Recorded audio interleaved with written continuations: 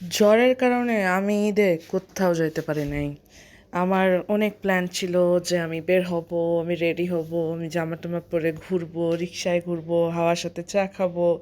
কত প্ল্যান, কত কিছু, কিন্তু কিছুই হইল না। ঈদের দিন সারা দিন জ্বরে পড়ে থাকলাম বিছানায়।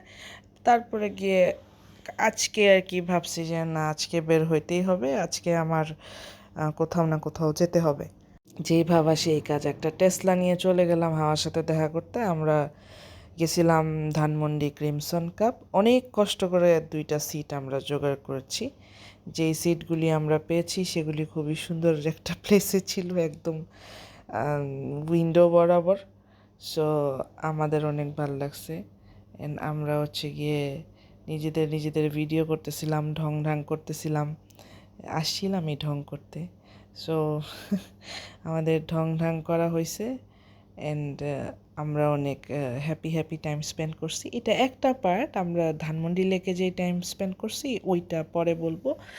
আমরা গিয়ে কফি খাইছি শুধু, আর কিছু খাই নেই, কারণ পেট ভরা ছিল, দুজনেরই কিছু ভালো লাগতেছিল না খাইতে।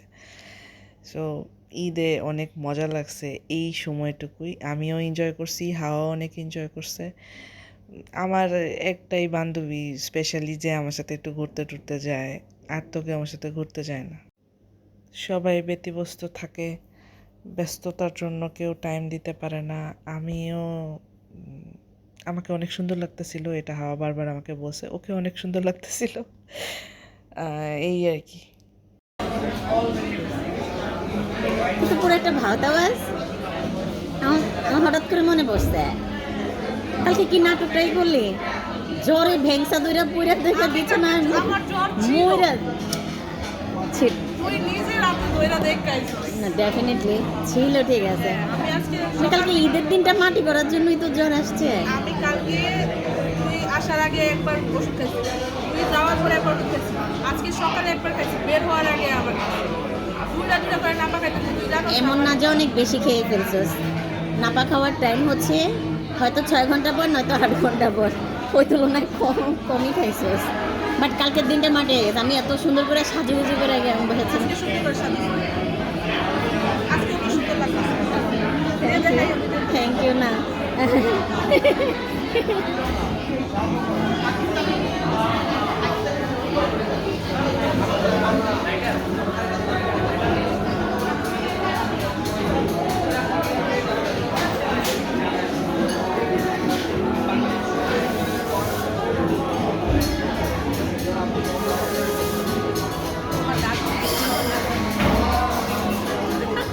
আজ দাঁতগুলো সোজা বলে। কত খরচ করেছি আমি এই দাঁতের পিছনে, এক্সপেন্সিভ দাঁত। দেখি কত ই ঠিক হয়ে গেছে। কাজ ভালো করছে। মানুষ নিজের প্রশংসা নিজে কিভাবে করে, সব পাগল হয়ে গেছে তারপরে।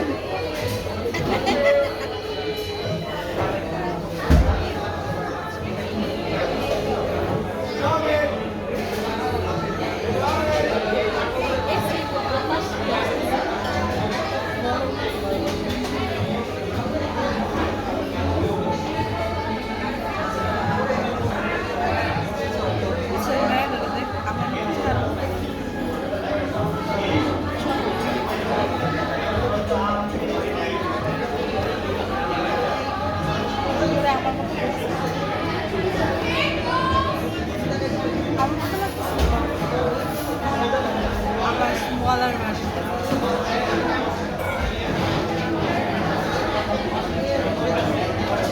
ও বলতেছিল ওর অনেক আরাম লাগতেছে। ফাইনালি প্রথমে আমার সাথে চিল্লাচিল্লি করছে, এত কফি কেন নিছস, কিন্তু কফি খাওয়ার পরে ওর কাছে মনে হচ্ছে যে না, আরাম লাগতেছে। যাজ্ঞা, আমার ভালো টাইম গেছে। কালকের দিনটা অনেক সুন্দর ছিল। কালকে সন্ধ্যাটা অ্যাকচুয়ালি আমরা আরেকটা দিন ভাবছি যে আরেক দিন বের হব। আমার আরেকটা জামা আছে, ওই জামাটা পরা হয় নাই।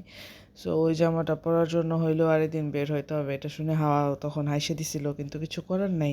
মেয়ে মানুষ এভাবেই চিন্তা করবে, তাই না? মেয়ে মানুষ ভাববে যে সে যেই কটা জামা কিনছে ওই কটা জামা পরে ঘুরবে।